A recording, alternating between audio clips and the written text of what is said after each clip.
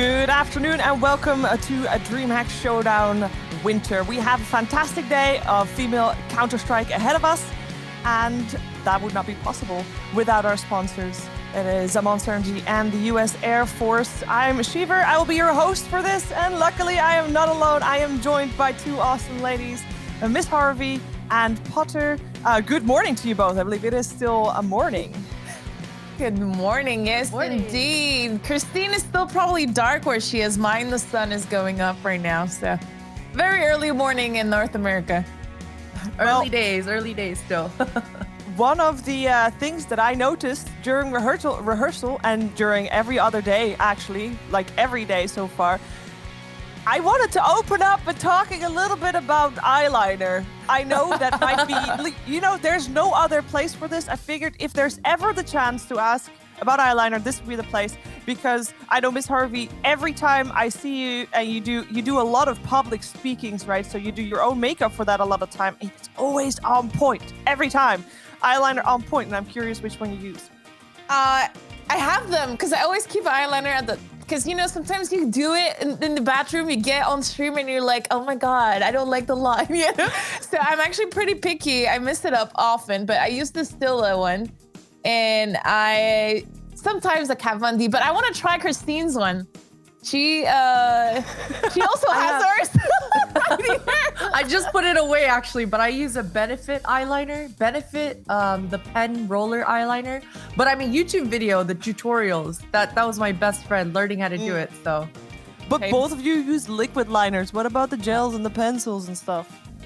No? I find the gel gets mushy like throughout half of it, so I feel like I waste a lot of it. So I use the gel, the pencil eyeliner first to outline, and then I go through with my liquid eyeliner.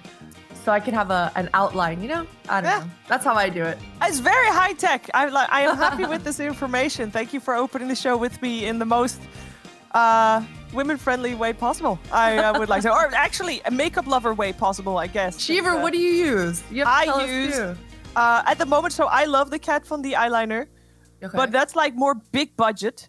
So when I'm not big budget, I'm using the NYX brush liquid liner. It's really good as well. It's not as sharp as the Kat Von D one, but it's a more budget-friendly one that that is on my eyes right now as well. So it doesn't on a budget. Balling on a budget. Yeah, easy. If I go to events, I'll take the Kat Von D one though. That's online events just don't get that luxury. All right, let's talk some CS, because as topic of the day, today we're gonna talk about something that might be very obvious to some, but maybe not very obvious to other people out there. And for those people, that is for them, this topic is hopefully useful. It is how to get into competitive. Let's say you're really good at CS and you're like, wow, I just want to get further, but what do I do? Where's the next step? And even if you're maybe not that good, but you think, oh, maybe I'm better if I'm playing in a team aspect, have a team. What do you do, Miss Harvey, when you want to start competing? Yeah, I think that it's obviously a answer that is different where you're at in the world. So we're gonna speak from experience, EU and NA a little bit there. But it's finding your community, whatever your local community is. And what I mean local, it could be just as like your neighborhood. They have a LAN center? Do people like play on online servers, on Publix and whatnot?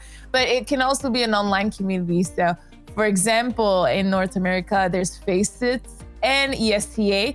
They both have two platforms where you can start competing at a bigger level and more comfortable level than online matchmaking. Just for server quality, it's worth to look into it. How did you get into it, Potter?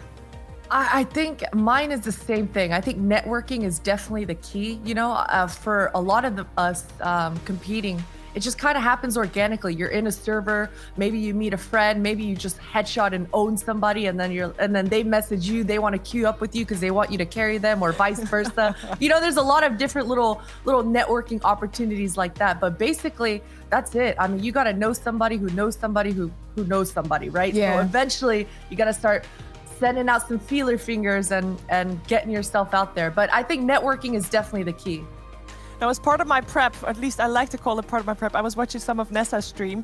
Definitely very good preparation for the tournament. But she happened to be talking about one of what she thought was the hardest part of getting a team. Obviously she has a team right now. She's playing with Project C. She will be also playing today, actually, as well. But she thought the hardest part about finding a team, like once you have a bit of a group of people, was to find people that want to put in as much time and effort as you, because otherwise, you probably start getting grumpy at other people because they're not putting in as much time, because you kind of want everybody to, have the same drive as you. Yeah. So I found throughout the years that I think that if you think that way, it tints a little bit your perception of things. And I recently figured out that for me, if it's the same goals, if everyone has the same goals on a team, that's where you can actually progress the most. So all the problems that you find within a team, if you all have the same goal, everything kind of gets pushed away. And I think that's something that I learned really late in my career, and I wished I learned sooner, because all the problems can be resolved. If what's the end goal here is to win a round, okay, then all the problems after that round don't matter. It's about winning that round and doing what's best to do that. And it's the same for winning tournaments or time investment or not. It's all about, are we winning? Are we doing the best that we can to win? If the answer is no, then or if that goal is different within your teammates, that's where the troubles can't be fixed. Yeah, and I think that's such a good point too, right? Because let's be real, it's slim pickings out there, and the grass is not always greener on the other side. And I think Steph and I, with all our years of playing with different set of teams and different set of ladies, you start to realize that sort of perspective. And unfortunately, that sort of perspective doesn't come until I think with some time and years, right? So for these younger ladies out there, it's exactly what Steph said. You got to do with what you got, and you got to make the best out of it sometimes. I mean, the cards you're dealt, sometimes you got to make your own luck, right? So it's definitely just figuring out exactly what your strengths and weaknesses are, and leaning really hard into your strengths, and not focusing so much on your weaknesses. Yeah, and communicating with everybody so that everybody's on that same page that that Steph is mentioning. Super duper important as well. Now we have a little bit more time for a surprise topic. I want to see what it is. I know we only have a short amount of time, but I was just really curious. Dogs, 100%. Who are you kidding? Yeah, I think I have Surprise. to agree. I think you're lucky if you get. I would be lucky if I got a cat that had the personality of a dog. Then I would go like, yeah, okay, I like my cat. But other than that, probably dogs. I will say I've grown up with dogs. Always was a dog person. And I don't like cats apart from one, and that one happens to be mine. And he did play fetch. He is definitely the personality of a dog, very also self-sufficient, and unfortunately lives with my parents now because I used to travel too much, I guess.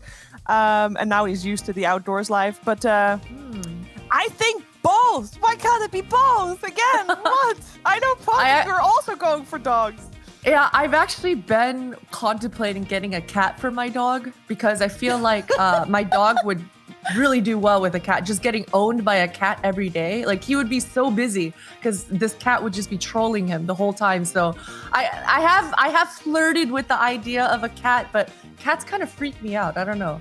Yeah. Also, I like how you say it wouldn't be your cat; it would be your dog's cat. It would be my dog's cat.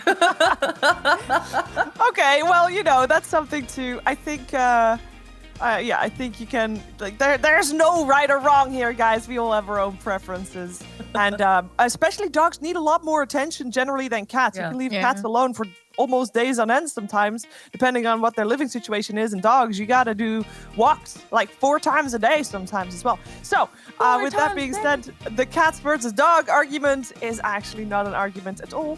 Everything's great, everything's fancy and dandy, and everything is also ready to go for a break because we are ready to head into some Counter-Strike very soon. See you soon.